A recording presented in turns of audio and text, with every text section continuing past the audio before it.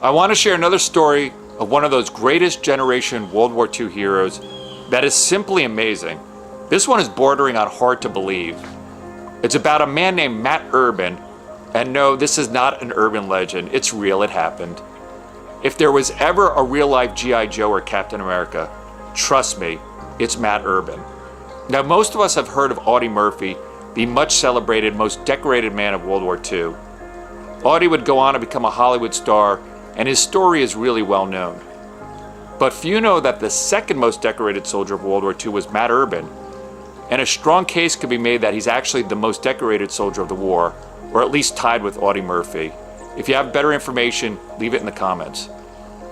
Just to put it in perspective, this guy earned 7 Purple Hearts. That's 7 in combat during World War II alone. Keep in mind, soldiers received the Purple Heart for being wounded or killed during battle. As best I could tell, that's the most Purple Hearts awarded to anybody during World War II. Again, that's as best as I could tell. If you have different information, leave it in the comments. The Germans even had a nickname for him, the Ghost they called him, because he seemed to come back to life whenever they thought he was dead. Now that's pretty badass stuff when you get a nickname, the Ghost. So let's start from the beginning. Matt Urbanowitz, he would later shorten his name to Matt Urban, was born in Buffalo, New York, and attended college at the prestigious Cornell University. He graduates with honors, was a member of ROTC, and was also a standout on the boxing team. I mean, I already love this guy. Urban's commissioned as second lieutenant of the infantry in the U.S. Army in May of 1941, a full half year before Pearl Harbor, and is assigned platoon leader of D Company in the 9th Infantry Division. He first sees action in North Africa as part of Operation Torch in November 1942. Now Urban, along with another soldier, seeing the stiff German resistance of the initial landing party, disobeys an order to stay put on the landing craft, jumps into a 2-man raft, and then rows into the fight under intense German fire, where he rescues a wounded platoon leader and takes over for the guy. Now keep in mind, this is literally day one of America's first major effort in the European and African theater.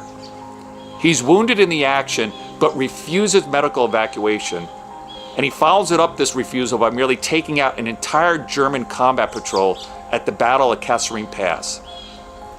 How does he do this, you ask? Well, during a counterattack, he kills a German soldier with his trench knife, takes his machine gun, and proceeds to mow down a dozen Germans while being shot in the arm and hand and taking shrapnel from a grenade. That's how he does it. For his heroics in North Africa, Urban is awarded 2 Silver Stars, a Bronze Star, and 2 Purple Hearts. For most soldiers, that would be a great career. For Matt Urban, that's his first week of World War II. So their next stop is Sicily. They're getting ready to disembark for the invasion while on board the USS Orizaba when they come under attack by German dive bombers. The anti-aircraft gunner is badly wounded, so what does Urban do? He picks up the guy's bloody binoculars, spots the returning plane, and proceeds to shoot it down. No drama with Urban, just heroics. He takes part in several more campaigns in the mountains of Sicily, and he's present when the island is liberated in August 1943. For his efforts, he's awarded the Silver Star, and he's sent back to England with his unit to rest up and train for the invasion of Normandy. All this, and we haven't even gotten to the really good part yet where he actually earns the Medal of Honor. So Urban and his unit land on Utah Beach, and they get stuck in the hedgerows near Renouf, where intense German tank fire has stalled the American offensive. Their bazooka gunner is shot, so Urban picks up the bazooka, disregards his safety, runs into an open field and chases the German tanks, destroys 2 of them, and frees up the bottleneck, and the Allied advance continues. He's again wounded and again refuses medical attention. And then later that day, while advancing on the Germans, Urban is struck in the leg by shrapnel from a German tank. While the medics are trying to evacuate him, this badass is still barking out orders to his men as he's literally being carried away on a stretcher. I mean, this is unreal. His legs are so badly injured that he undergoes surgery in a tent by 2 doctors who are using lanterns for light. His injuries, and he had 7 in total by the way, are so grievous that he's actually sent back to England for additional surgeries and physical therapy. For any normal soldier, their war would be over. But not for Matt Urban. What does he do for an encore? While recuperating in a hospital in England, he learns that his unit is being devastated in the hedgerows of France. So he makes himself a cane, he busts out of the hospital, he sneaks his way onto a troop transport headed to France, lands back in Utah Beach, and get this, he hitchhikes his way to St. Lo just in time to lead his unit through a German counteroffensive. He immediately pulls one tank driver out of a burning tank just before it explodes, and seeing another tank that's stalled, he crawls alongside it, mounts the machine gun turret after witnessing the previous gunner get killed, and wipes out several German sniper nests to get the Allied offensive rolling again. I mean, it's truly amazing. Later that day, a still hobbling Urban destroys several more machine gun nests and then joins in a charge of the German position with hand-to-hand combat and bayonet fighting. Again, the guy is still hobbling with the cane. Meanwhile, his commander has witnessed this one-man army made of pure guts and recommends him for the Medal of Honor, writing in part that, and I'm quoting now, Urban moved forward and damned if the U.S. Army didn't move forward with him. He bellied up to the tank and amid heavy gunfire manned the machine gun. The driver took heart with Urban aboard, the tank roared forward, and Urban tore the hillside apart with that gun. The men, once again with Urbanitis, scrambled and gained the objective. But because of a bureaucratic snafu, the paperwork would actually be lost for 35 years. I mean, it's truly heartbreaking. We're still not done yet, by the way.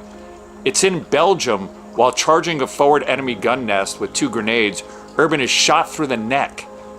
2 soldiers have to drag him through the mud to safety, where a medic performs an emergency tracheotomy on him. A chaplain actually performs last rites after the medic tells him that Urban's likely going to die. Of course, Urban refuses to die. He spends a few weeks in a field hospital in France before being shipped back to England, where he undergoes more surgery and is promoted to major. In December of 1944, he again breaks out of a hospital and makes his way back to his unit, which is in Germany at this point. His men are shocked to see him, by the way. They all think he's dead. Although he couldn't speak, he requests a combat assignment in writing. I mean, this is almost comical, which of course for obvious reasons is denied. But they do allow him to stay with the unit until the end of the war, when they all return back to England together. Urban was then promoted to lieutenant colonel and medically retired from the Army in February of 1946. I don't know about you, but I'm exhausted. So after the war, Matt Urban moves to Michigan and returns to civilian life, where by all accounts he leads a productive life coaching basketball, baseball, football, even boxing. He's also active with the Boy Scouts and the Red Cross, and like most World War II veterans, he doesn't much talk about his war heroics. It's actually nearly forgotten until a longtime friend of his inquires with the U.S. Army about his Medal of Honor. It's only then, in 1979, some 35 years later, that the original Medal of Honor paperwork is found and the recommendation is made. He's the greatest soldier in American history, is how President Carter described Matt Urban while presenting him with the Medal of Honor for his heroism during World War II. That's high praise. Matt Urban died on March 4th, 1995 at the age of 75 from a collapsed lung, most likely due to his war injuries. He was buried at Arlington National Cemetery. When you go to sleep tonight, say a prayer and give thanks in the memory of Matt Urban, a true American hero.